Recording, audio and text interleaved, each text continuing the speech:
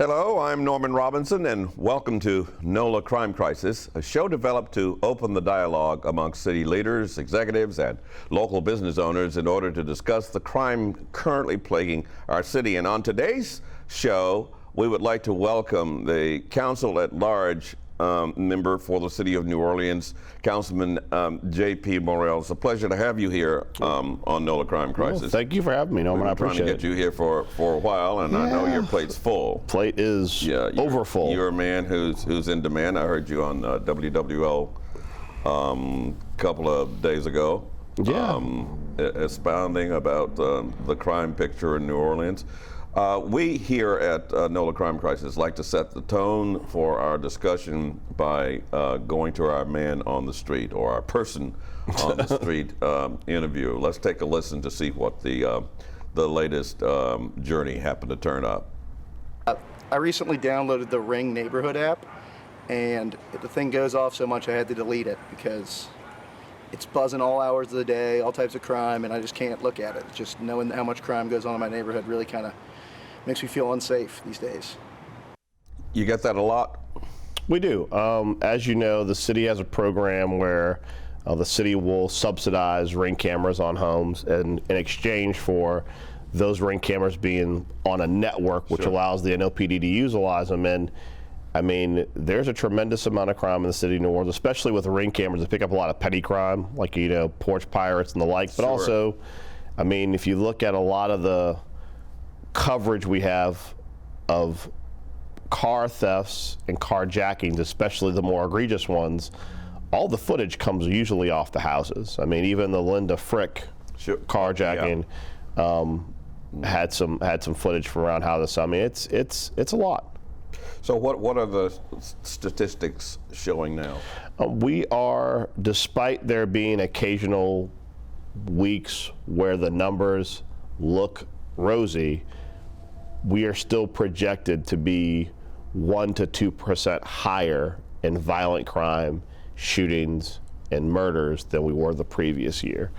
And it's a very troubling trend because, as you know, last year we were the murder capital per capita of the world. That was the headline in the New York Times. Right. So it looks like we're doubling down to claim that title yet again. And there's a lot of concern that there isn't really a plan to avoid it. Now, speaking of that, you once told Gambit during an interview that you have no faith in Mayor Cantrell's ability to fix the short-term and long-term crime problems facing New Orleans.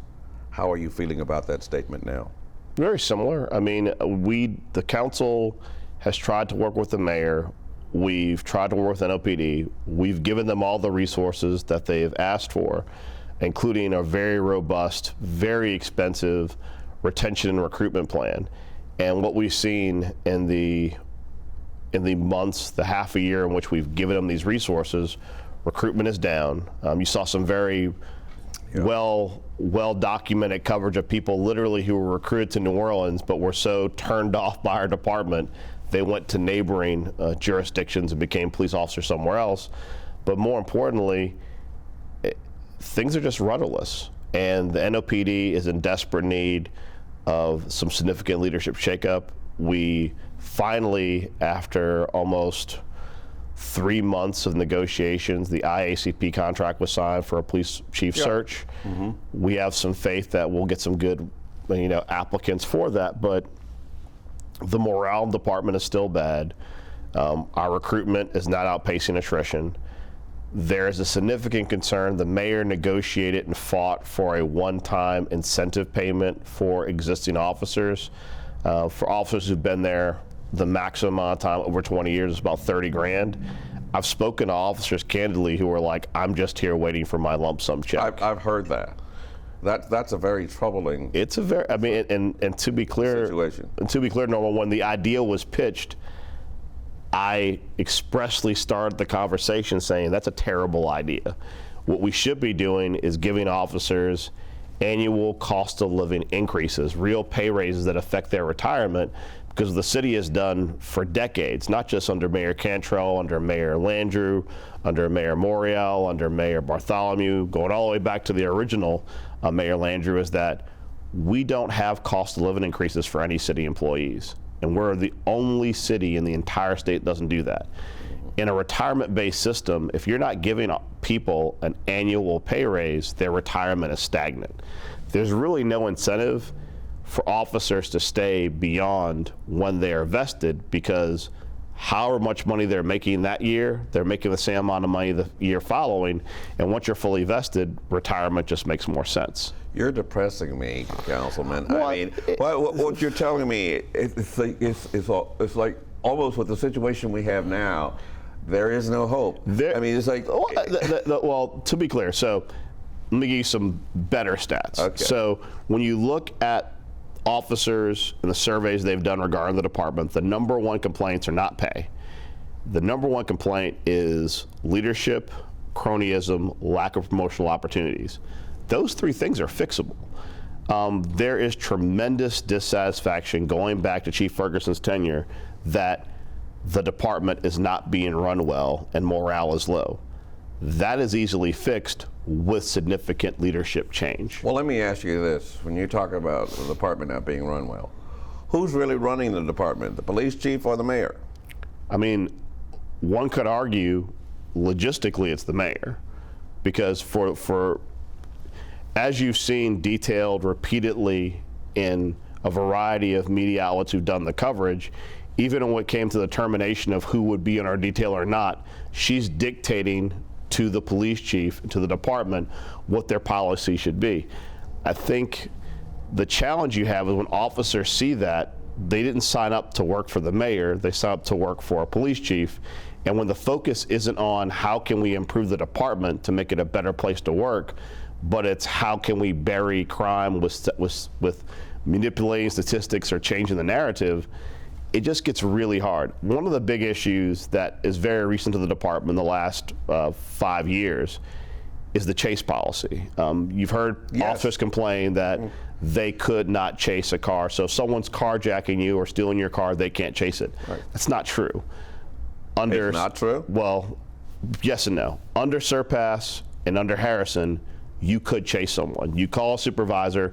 According to the consent manager, you'd have to get authorization from a supervisor who would give authority, and then you do a chase. The challenge is there was a change in Public Integrity Bureau policy where they said, listen, to discourage chases, they began telling supervisors, if you authorize a chase and the chase goes badly, we will not protect you if you're sued in a lawsuit. Let's dissect that, because I remember a particular situation that occurred after a chase ensued, and the police officers were chasing these youngsters who had carjacked someone. And during the chase, the youngsters crashed their car into a beauty salon. Right. And I think it was after that they decided to enforce those. Well, no that was policy. That was the beginning of the end of chases happening, because the reality was, so under the consent decree, a supervisor, as someone who's not on scene, but like a lieutenant or a captain, has to authorize a chase.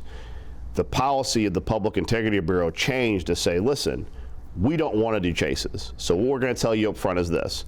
Lieutenant, if some officer calls and does a chase, you can authorize it, but if that chase goes bad, you're on your own. And think about that from that lieutenant or captain's perspective. You're telling me that if some guys steal a car, some officers think they can catch those guys, they can enforce the law, that if it goes wrong because those people do something illegal and there's a crash, that now I can be sued personally and my family could lose their house and we could lose everything because the department will put me out to Siberia by myself. Is that true? That is absolutely true.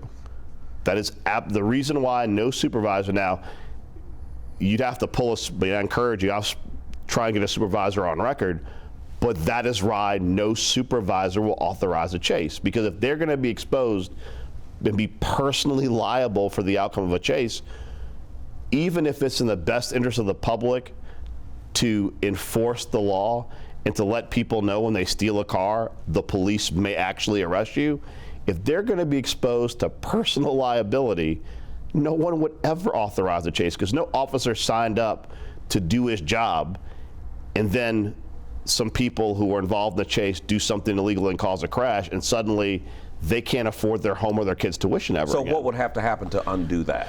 The departmental policy would have to change to saying if a person authorizes a chase in the course and scope of being a police officer, they're treated as a police officer on the job, that you're not going to be exposed to personal liability just for doing your job. I guarantee you tomorrow, if every supervisor knew if they authorize a good chase while they're on the job and it's part of the job, they'd authorize more chases. But as long as they have the specter, this is all Westbrook policy, the person who was the former head of PIB, as long as the specter that they might lose their home, their cars, and their financial freedom for doing their job. Was that Westbrook's policy based on good policing, or was that Westbrook's policy based on political pressure? I think it was Westbrook's policy based on Westbrook. But you have to realize Westbrook was never actually a police officer. She is someone who was a civilian, who was an attorney, who had opinions on how the department should be run. The reality is that smacks of politics to me. well, I mean, it might be her personal politics, but I don't know. I'm not in her head. But what I will say is this: the person who should be reviewing policy and making recommendations is the independent police monitor. So if we were going to have a change in policy, it never should have come from the Public Integrity Bureau. Their job is to investigate instances in which police officers have committed a crime or have done something against policy. They're the prosecutor, so to speak. If you're going to have a recommendation on best practices, the reason why we have an Office of Independent Police Monitor is that's their job. In a lot of ways, PIB was supposed to be the prosecutor, but if you look at officers in those surveys, why they don't want to work there or why they're leaving, it became evident that under, Westbrook, it became that PIB, was the judge, jury, and executioner. And not just that, a lot of officers I know who worked for multiple years in the department, including all the way back to Pennington, a tremendous amount of officers didn't like Richard Pennington. But what they always said is, I didn't like the guy, but he was fair. And you can work in a workplace in law enforcement if you think the police chief has a plan, the police chief is even-handed and fair, and he's going to call balls and strikes. And I might add that, as I recall, Mayor Morrell allowed Pennington to run the department without interference. That is 100% correct. Mayor Morrell did the correct thing by saying, I am not the chief law enforcement officer of the city of New Orleans. My job as a fiduciary, as the appointing authority, is to make sure I occasionally check in that he's doing his job, but I'm not going to micromanage the department. One of those three issues I cited earlier, why officers are leaving the department, why morale was low, is cronyism, nepotism, and the lack of promotion opportunities. It became very evident, and still evident, that individuals who are politically connected in the department's internal politics, as you saw before Ms. Westbrook departed, there were people who did bad things who got a slap on the wrist, and there were people who did minor things who got the electric chair. And other officers, even the ones that aren't affected, they watch this and they go, listen, if I have to deal with the politics of being in the department along with the struggles and pressures of being an officer, and I just want to be an officer, I'm going to Jefferson Parish, or I'm going to, Ohio, or I'm going to Texas. If I want to be an officer, part of the reason why officers are in civil service is that the goal is to take politics out of their job. But when you have people who are getting preferential treatment versus people who are being treated very, very poorly and not having all of their rights and protections in place, if it's not a fair place to work, and to be clear, there's a national shortage of police officers. It's like nurses. If an officer decides to leave NOPD and they got a clean jacket, they'll find another job within an hour. So if we're creating a hostile workplace where officers don't feel like it's being run properly, they leave. And more importantly, which no one takes into account, and probably why recruitment is so awful, the first people recruits talk to when they think about going to a department is the officers that are in it.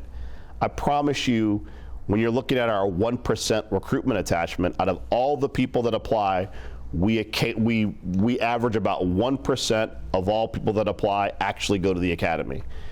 That number seems low. Most departments get 9%. Imagine if we got actually 9% of 3,000 of applicants in any given year. We wouldn't even be at a shortage. We'd probably be beating attrition. The reality is that when the current officers are miserable, even if a recruit comes in, we're still trying to get the data of how many recruits detach before they finish the academy. Because most of them don't leave law enforcement, they just go somewhere else. Like that lady in the NOLA.com article who went to Kenner. They just say, I'm going to go somewhere else where it's not difficult to work here. It's a given that there's a Morrell problem in the police department, and the question is whether it's political or policy oriented. You think it's I think it's mostly the politics of the department. I always hesitate to say politics. I don't think it's like they're like, oh, you're a Democrat, oh, you're a Republican. But I think who do you know? And, who do you know? And that's a good way to put it. And who knows who you know, and who's in charge of. Well, I mean, of who you know. A great example is you saw that recent effort by Westbrook and Ferguson where they demoted and removed the head of the 3rd District, Sabrina, I forget her last name. I don't recall that either. But she was removed. But when she filed her suit at Civil Service, she cited that there were plenty of other captains who had done the same thing who got a slap on the wrist. When officers in the department know that PIB will single out someone and just turn a blind eye to the rest, unless you're one of the lucky few who get the blind eye, the rest are like, why am I here? So is this personal in some regards, what we're talking about? Because some of your detractors have said, oh, J.P. Morrell's brothers got in trouble with the police department, and he's been bitter ever since. That's why he's so angry. I mean, what I would say is this. My brothers were in the department for a very long time. One brother is still there, and he's still going through the process. What I would say is, I still live in the city. My kids still have to go to school in the city. I am scared every night when I hear gunshots and don't know where they're coming from. And all of us in the city, we now know the difference between regular arms fire and automatic arms fire. We don't have time to play with stuff like that. My issue is we have a department that's down to almost 900 officers in a department where the deployment strategy is based on 1,600 that we haven't had since the 90s. It's life or death. We don't have time to get involved with the personal politics and personal grudges. So it's not personal. It's not personal to me. I mean, honestly, my biggest issue is I think the department really needs to be cleaned from the bottom up. I appreciate Chief Woodfork. I think she's doing a very good job with the hand she's dealt. But what was disappointing to me when she was elevated is there was no significant shakeup of any of the existing command structure. And the message that's sent to officers, because since my brothers were both officers, a tremendous amount of officers are comfortable talking to me offline about what's really going on. Well, I do know that she replaced a couple of deputy superintendents.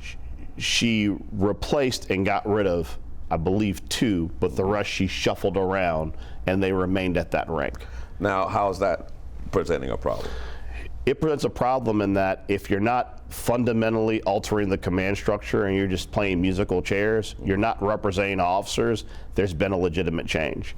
I think what we were looking for, and I think what the city is still expecting is, we want a Pennington-level earthquake in the department. We want someone to come in either who's local, who is not beholden to the way things were, or, I mean, it's hard to not make the argument, someone who's not from here, who's not going to be beholden to the way things are, and who's just going to look at everyone based on their qualifications. Honestly, I think one of the big problems we have is that, and this is a holdover from Mayor Landrieu, he created the Deputy Superintendent Commander structure, which is outside of civil service. Yes. We have a tremendous amount of commanders that have never been captains. Our previous police chief, Chief Ferguson, wasn't a captain. He was barely a lieutenant. If you have why is that an issue? Because it's sort of like how the military works. When you go through the ranks, at each additional rank, you're given respective responsibility and experience. A captain, for example, heads typically an entire district. They are someone who has firsthand experience of dealing with a tremendous amount of officers, shift changes, and managing people and managing policy for that district. You're talking about, that would be like taking someone who's a lieutenant in the Army and making them a general.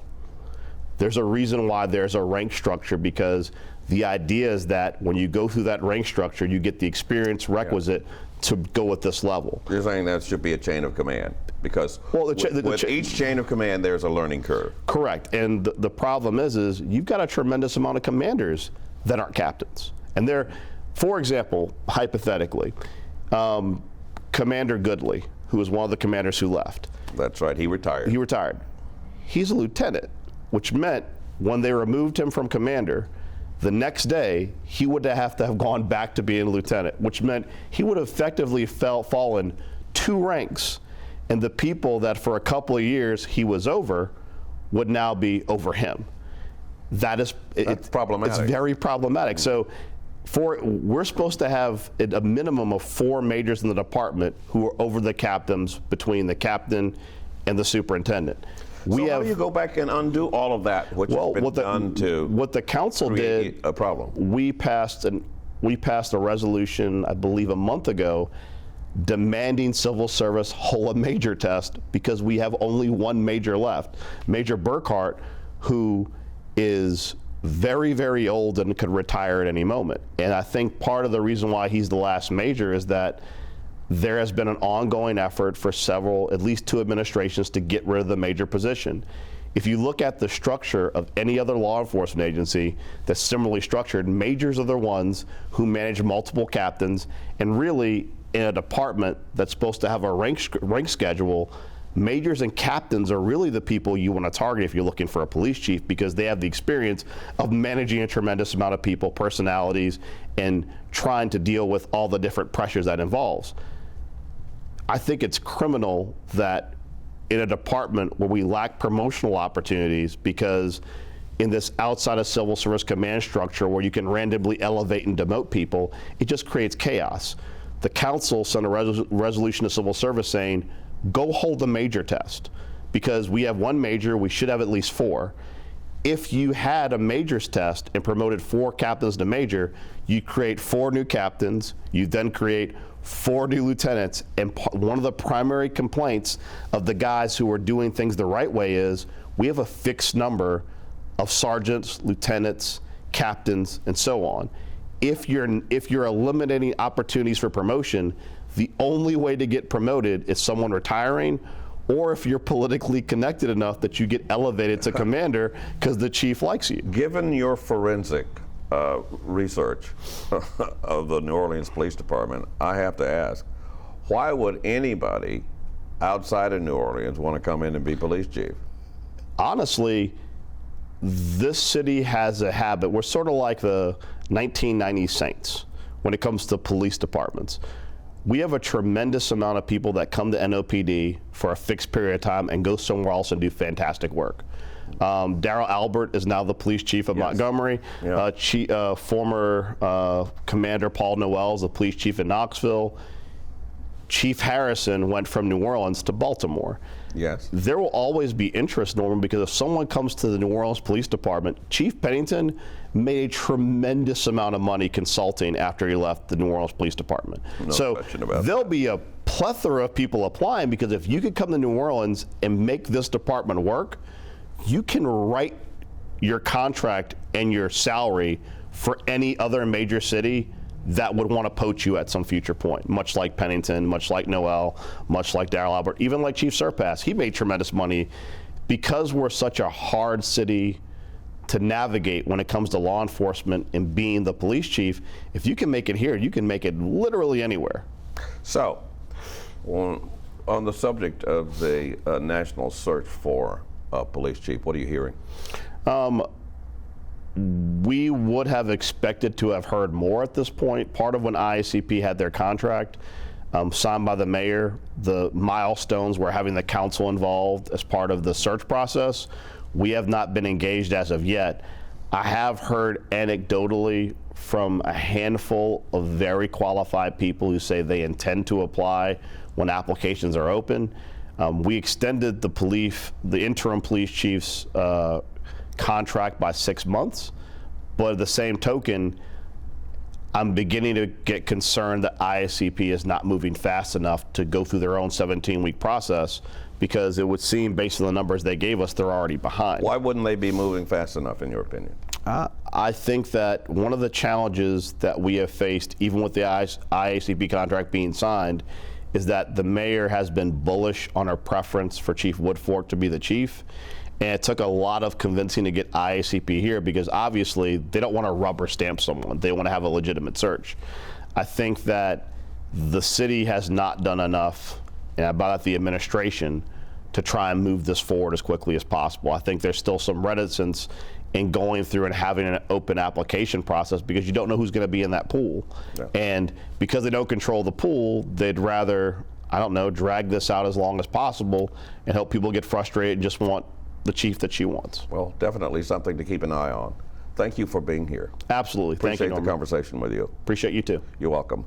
We would again like to thank our guest, Counsel at Large J.P. Morrell, for joining us on the program this evening.